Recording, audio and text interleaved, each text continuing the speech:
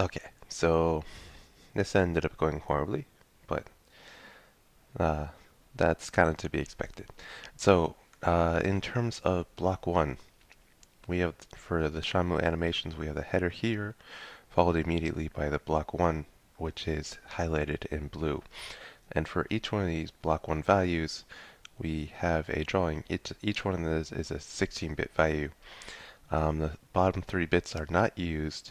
The next 3 bits indicate if there is rotation transformation for, and then the next 3 bits are if their position uh, should be handled or not.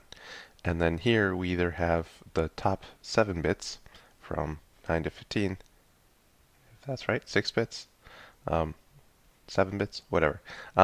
This is 9, this is 7, 9 plus 7 is 16, so 7 bits. So the top is either the bone ID or the frame ID, and what you just do is you just shift this down by 9 bits, and then you read the ID, and this just goes up in order, the 1, 2, 3, 5, 8, 7, 10, 11, up until about 36 or 38, so it's about somewhere between 0 to 4. It's a value between 0 to 40.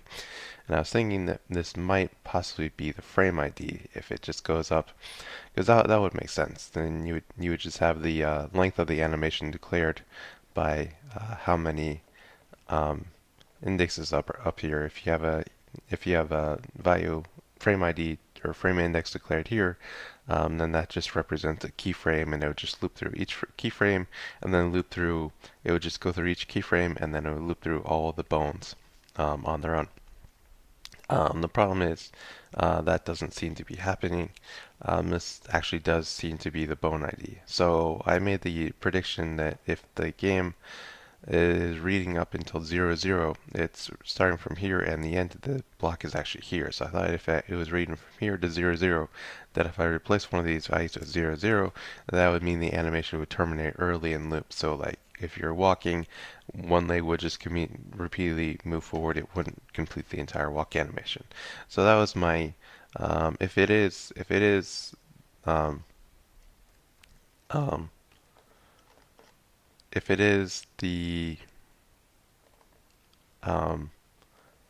the frame index, then that should be the kind of behavior we expect. But if we go through here and go to the end of block one, which is 3848, and then just kind of go back a bit, and it's off shifted by 1 byte, so it's kind of hard to see. And then come back and load this again. We can see that Shenmue's or Ryo's arm, left arm doesn't move. So we can kind of go back and comment out more of this. Load, and still doesn't move. And then comment out more. Go. Shenmue's arm doesn't move. We can go Ryo's arm. Sorry, not Shenmue's arm. Ryo's arm. Um, and then we can see here, both his arms don't move, and then his head kind of gets lashed to the side.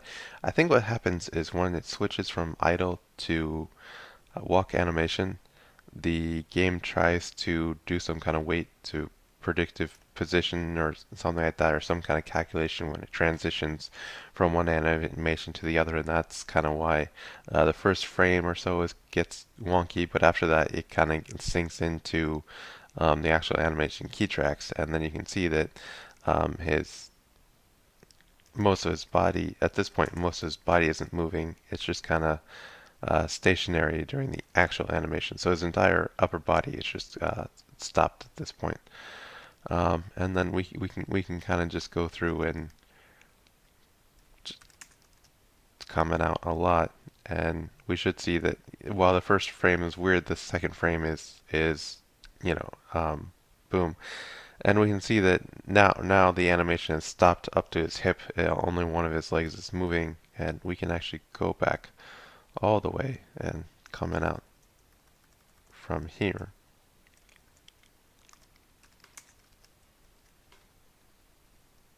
And at this point, only the root bone position is moving. So you can see the root bone position is real, should be right about here is the root bone, which his hips.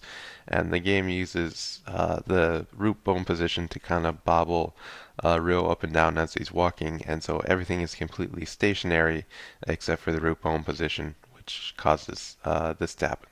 So we can see very clearly that block one, if we put in 0 and the animation had looped, then we could say that that was the frame index. But what we found is that if we replace this with zeros, that and the animation or the bones, the specific bones, stop entirely. So we think we can safely say that this is indeed the bone ID, which does make a lot of sense because that means we still need to figure out which frame is being applied, or we at least know half the one piece of the animation. We know we have the bone ideas, and we can say which bone specifically.